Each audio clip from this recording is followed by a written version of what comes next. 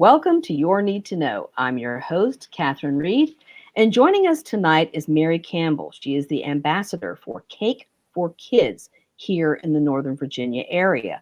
Cake4Kids provides cakes and cupcakes for children who might not otherwise be able to celebrate their birthday. Welcome, Mary Campbell. We are so delighted to have you here to talk about an organization I'm sure many of our viewers have never heard of, Cake4Kids. I would love it if you could give us some background on how this organization came to be here. Thanks for having me, Catherine. I'd be happy to talk about it. So Cake4Kids originally started in California. It was started by a woman named Libby Grunder who had read about a foster child who started to cry when her foster mom made her a birthday cake. And the foster mom did not understand what was upsetting the daughters. And when she asked her, she told her that she had never received a cake before. So when she heard that, she decided she was going to do something about it. And she started the first Cake4Kids chapter in the Bay Area of California and delivered 13 cakes in the first year. A few years ago, when my kids were starting to go off to college and in high school, they weren't needing me that much anymore. I was kind of looking for something to fill my time.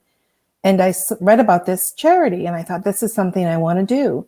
Well, when I looked into it, they weren't outside of the state of California. So I reached out to them and I asked them if they would be interested in starting a chapter in Virginia. And they agreed.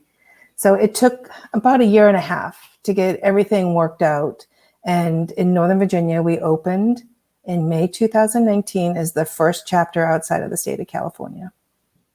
And since then, it's really taken off. And in fact, I'm so astonished at the number of volunteer bakers you have and the number of cakes that you've delivered, especially because not every organization knows you exist. So you're still kind of looking for agencies and organizations to partner with. And we absolutely are. And we have COVID too. So it's kind of remarkable. You know, please share with our viewers the enormous success that you have enjoyed with this program since it started. Sure, happy to. I always knew that Northern Virginia would be a very successful area just because of the people that are here. They're so kind and giving. And currently we have over 350 bakers in our chapter. We service over 42 agencies and we're always looking for more. And we've now delivered about 1,100 cakes since May 2019. And that's even with the COVID pause where we stopped delivering for a while. So we've been very busy. And again, these are, as your first example indicated, there are a lot of children in situations where a birthday cake, which might seem pretty standard for our own children, is not something that their families have the bandwidth to do for many different reasons. Right. And so the nonprofit, and you're right, there are a lot of nonprofits here in Northern Virginia too. And I sit on the board of Bright Paths. We serve working families who struggle here in Fairfax County. And so I'm aware of the number of children who are being served by nonprofit organizations. At this juncture, it's a matter of connecting your organization with those organizations. Tell us a little bit about some of the people you're currently collaborating with. So we work with a number of agencies. We work with foster agencies, homeless agencies, domestic violence. We are in some of the public schools where we service the free and reduced lunch kids. That's my son. And you're a mom. Yeah, and I'm a mom. So there's lots of situations, because this is very interesting too, that because Bright Paths also does a Food for Thought program where we partner with some schools for a weekend food program. And we do that in conjunction with the PTA and the social workers who are there at the school who know the children who need holiday programs. And if people think about that, you know, if your organization, and I belong to Rotary too, and a lot of service organizations, women's clubs, adopt families for the holidays, but this is sort of a similar idea, but it's all year round. And it's about people identifying those children who would not otherwise have a birthday cake. Absolutely, yeah. And we are in some of the schools where the social workers and the PTA members would put us in touch. And we don't ever have any contact with the child. So the child would order it through the counselor, through their caseworker, and then that caseworker puts the order into us. And we don't deliver it to any families. We deliver it to these agencies. So we have no contact with the children. which is great. It respects the family's privacy. It Right. respects the fact that the children get a cake, and it's delivered through an agency or through people with whom they already have a trust relationship, which I think is Absolutely. And really it important. strengthens the bond too. It strengthens the bond with the caseworker and the social workers as well, with the children. And we are also before my son popped in, we partner with a lot of the community agencies, the after school care programs and things like that. And we don't just do birthday cakes, we do graduation cakes, we do adoption cakes. We support these agencies by allowing them to do quarterly events that we will provide sweets for, whether it's a fundraiser for them or it's a party for the children. We've done all sorts of things. And during this pandemic, we have offered to just deliver treats to the children just because. So we are doing a lot of cake requests just like that. If the caseworker or somebody sees that the child is particularly struggling, we will definitely deliver some cookies or brownies or cupcakes to them, whatever we can do to help. Because it is a special thing, right? It is. A cake is something that traditionally in this culture we have used to mark a special occasion, whether it's a Right. graduation or it's a birthday or some momentous achievement. That's what we do. We Right. And so and especially during COVID too, so many kids being isolated at home and not at school. The social isolation, I think, has been very difficult for the children and their families as well. There's Mm-hmm. just there's just a lot of things. The specialness of celebrating your birthday when you're first grade and you're at school has been taken away this Right. year. Oh, yeah, for a lot of these children. And what's great about this is they can choose anything they want and we will make it happen for them. So this is a cake that is custom made for them. If they want, JoJo Siwa or Star Wars or whatever, we make sure that they get exactly what they asked for. And you have had some interesting requests, I am sure, from kids Yeah. who want a particular cake. What are some of the ones that kind of stand out in your mind as very memorable requests? The one that stands out always when I get this question is a baked bean cake. And we have some phenomenal bakers, and she made a cake that looked like a bowl of baked beans. And she actually molded a spoon and then spray painted it silver and delivered this baked bean cake. That's Yeah. incredible. Yeah. We get a lot of fun requests like that. We got a sushi one. A lot of video game ones, a lot of unicorns and mermaids and That things sort like of that. thing. But Yeah. but you're volunteer bakers and you've got over 300 of them now, I believe. 350. Yeah. 350 volunteer bakers who are doing this out of their home kitchens. Out of the kindness of their hearts. Yeah. Yeah, Not and all of them are professional either. that's what I wanted to hit at. Like if you baked a cake for anybody, you know how to do it, then you're probably qualified. And this is a Right. great way to practice your skills too. A lot of people Absolutely. have taken up bread baking during COVID, and a lot of people are Mm-hmm. spending a lot more time in their kitchen. But it's one of those things where I can imagine a number of people going, "Well, I've baked cakes for my family, but I don't know about doing it for like something like an organization." What would Right. you say to people who are like, "Well, I'm just not sure my cakes are good enough"? So, to be honest with you, Catherine, I felt the exact same way because my cakes are not next level fabulous cakes. We do get some bakers that can do that, but we get a lot of bakers that are just moms at home who bake cakes for their kids, who are sharing their talents and letting other children know in the community that we care about them. Um, for some bakers, I say start off with cupcakes and cookies and grow from there. But Cake4Kids does reimburse our bakers up to $100 a year for cake decorating classes. Really? Yeah. Yep. That is amazing. So And we have a lot of bakers that do the classes and just continue to get better and practiced a lot during the lockdown. well, anything you do a lot, you get better at. Let's Of face it. course. Yeah. So, where are some of the places that do cake decorating classes in this area? Fran's Cake and Candy in Fairfax is where Fairfax? most of our bakers go for their cake decorating classes. And to be honest with you, I don't know of any other places because Michael's used to, but they don't anymore. Yeah, And some places have closed. Fran's Cake and Candy Shop is here in Fairfax City, which is where I am. And it's Mm-hmm. been around so long that that's where I went when I baked cakes for my kids who are now Wow, all in they're the their best. 30s. My kids are all in their 30s, so it gives you Oh, some wow. idea how long Friends has been around, because I went there to get, materials to make my own children's birthday party cakes many, many, many years ago. But yeah, I didn't realize that they were giving cake decorating classes. So Yeah, they're a huge supporter of Cake4Kids. Yeah. and they've got everything too, by the way, everything Yeah. you could ever Yeah, want. they're wonderful. It's my favorite store. So people, if they want to sign up, exactly how does that look? If someone says, well, I'm so inspired, I want to be a baker. How does that look for them to like sign up with this organization? So you just head to our website, which is cake4kids.org, and click volunteer. And once you click volunteer, you'll be brought to an application field. You just fill it out. We do a background check. And then if everything looks great, we'll reach out to you, let you know that you have to attend an online orientation. We're doing everything online right now. Once you complete the orientation and take the quiz, you become a registered baker. And you're free to sign up for cake requests.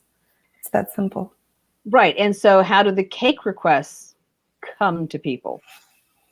So once you become a registered volunteer, you can head to your baker portal, we call it, and you can see all the requests for the regions that you chose. You can go into each request and decide if that's a day that works for you, because you do have to deliver the cake request to the agency. If it's a day that works for you, a time that works for you, a place that works for you, then you can look at the cake request and decide if it's something you are interested in doing, and you can just choose to bake it. That sounds pretty low pressure. So if somebody, so the request comes in for a baked bean cake casserole cake, and you're like, I can't really do a cake that looks like baked beans, so I think I'll give that one a pass. It's good to know that you don't actually have to like struggle with these. Just wait for one that works for you. There's no pressure. I think that's the biggest thing, is that if you're a home baker and you're used to doing pretty mainstream sort of things for your own kids, is that this is a low pressure way of getting better at something you already know how to do, doing it for kids who are so appreciative because otherwise they would have nothing, and for agencies who serve these children to be able to say, we're going to celebrate your birthday.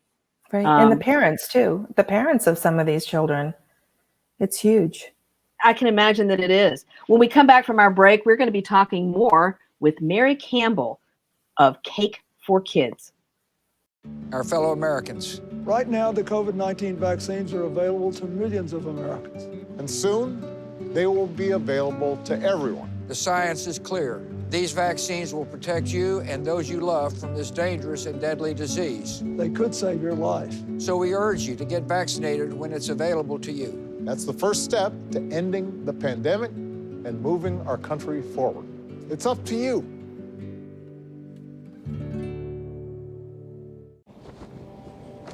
America, land of the free. It's at the core of who we are. Freedom. The freedom to live without fear, to drive through all 50 states, to sleep safely in our own beds, the freedom to jog where we please, to watch birds in the park, to wear a hoodie, the freedom to breathe. Before we celebrate the freedom most Americans have, we must fight for the freedom all Americans deserve. Because no matter your religion, gender, disability, age, race, all lives can't matter until Black Lives Matter.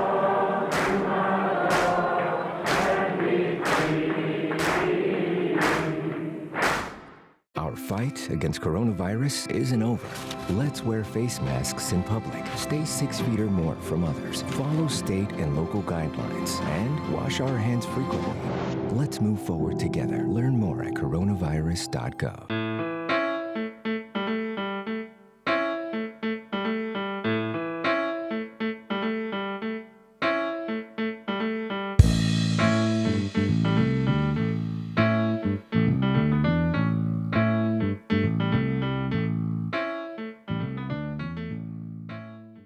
Welcome back to Your Need to Know. I'm your host, Catherine Reed, and today we're talking with Mary Campbell. She's an ambassador for Cake4Kids, a nonprofit operating here in Northern Virginia that provides cakes, cupcakes, brownies, and cookies to children and families who might not otherwise have access to these very small things to celebrate special events, their birthdays, a graduation, even adoption.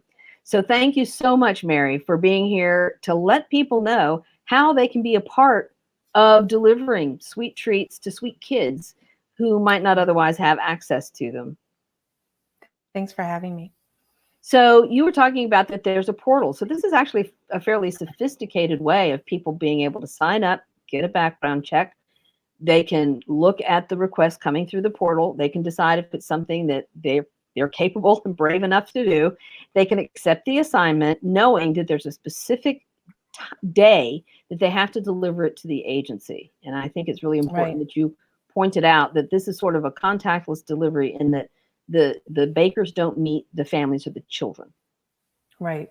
We are doing contactless delivery that we started during COVID, where we have instructions from every agency where the baker can go there safely and not have to interact with people. So it may be something as simple as text the caseworker when you're on your way and let them know that you'll be there, and then place the cake on a table outside of the door. And once you step away, they'll come out and pick it up.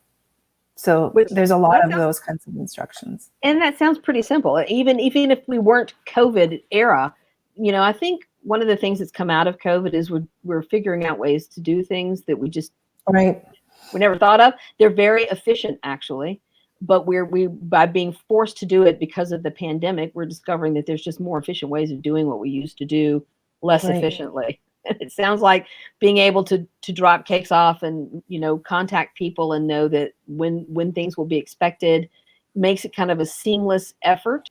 And I see us keeping some of these things long past when things go back to quote unquote normal, is that we'll just keep these things in place because they make sense.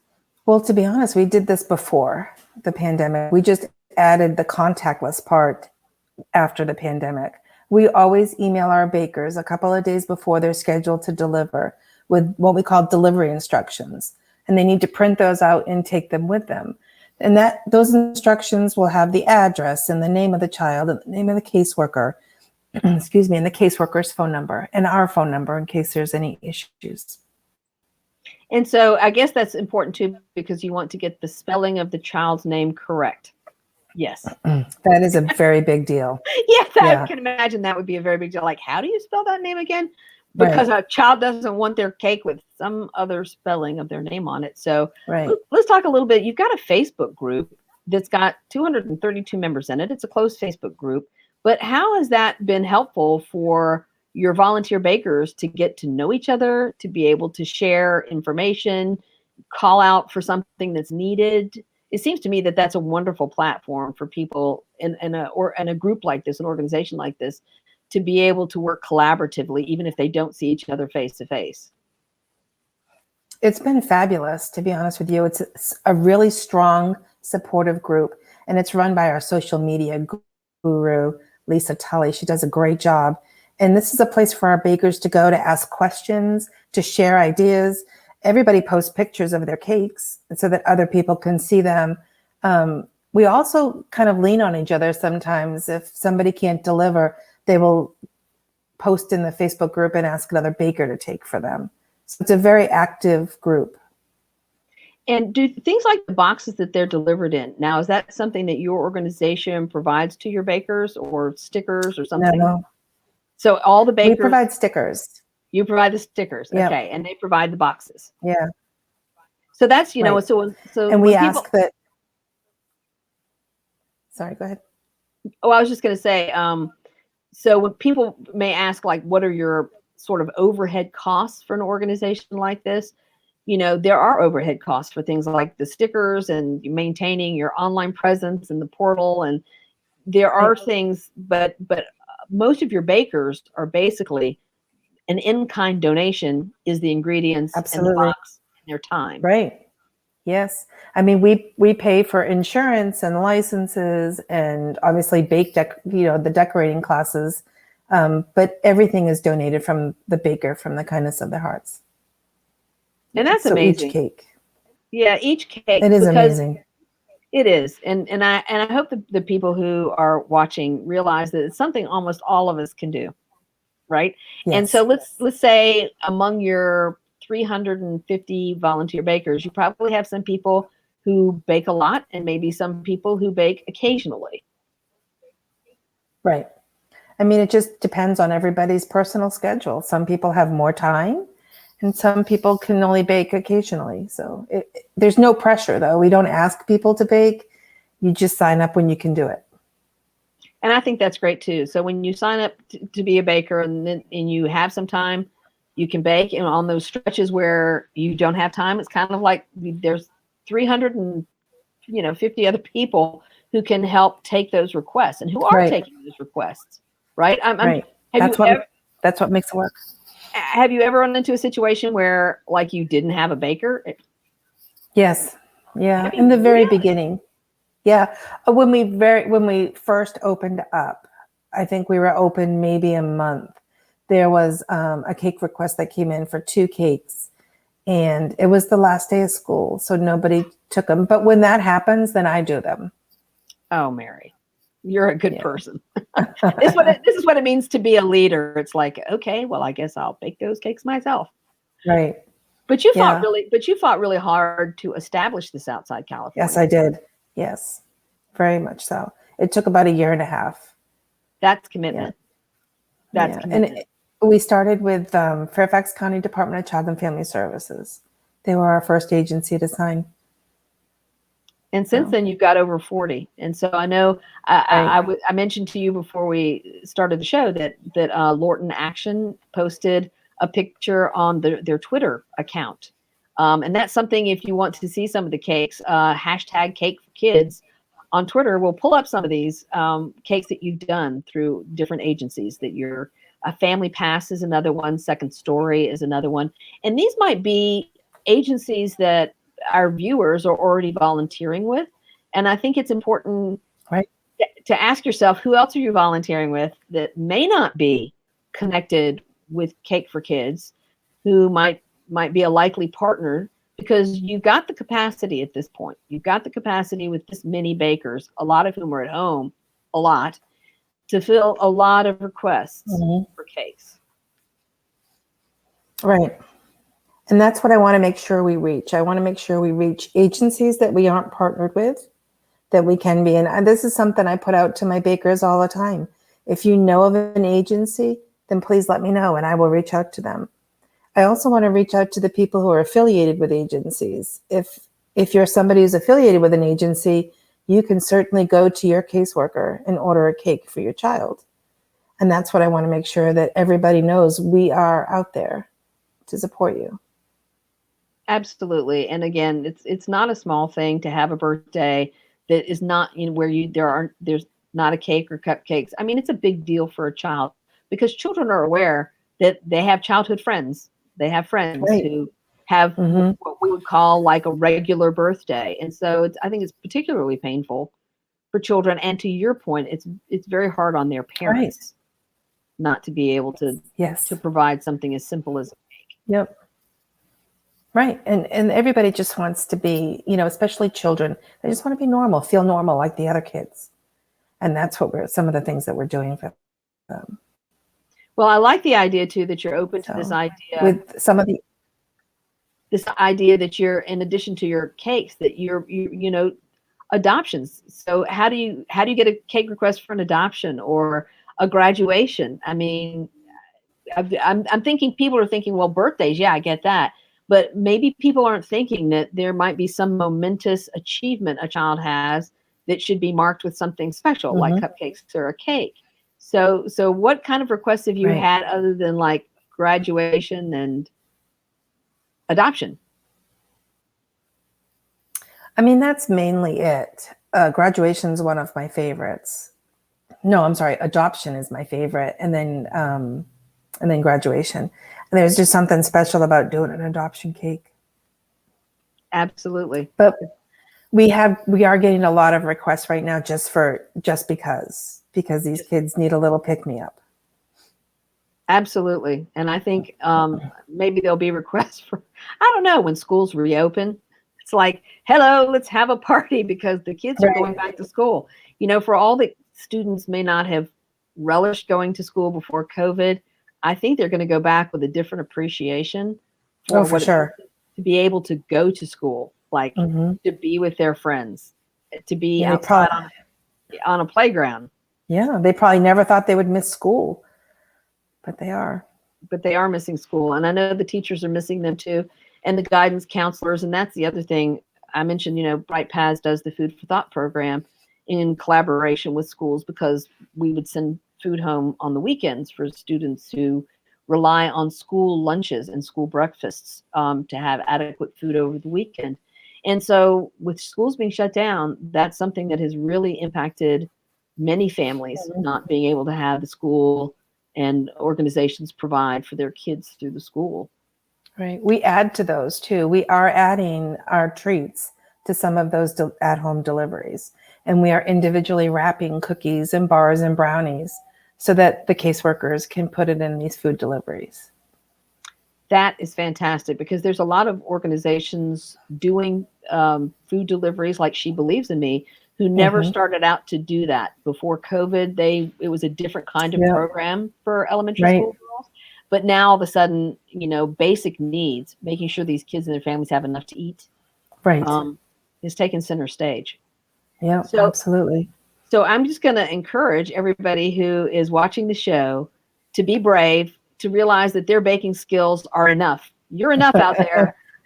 And it's sure are. And it's Cake4Kids.org, and go out there and volunteer. You know, try cupcakes, try a batch of brownies, because there are kids out there for whom this means so much. Their families, their parents out there who so appreciate these markers. And I know, Mary, that you appreciate all of your bakers and what they sure do. They're amazing. And you're amazing. And you fought so hard to get to this program here that we don't want to let Mary down.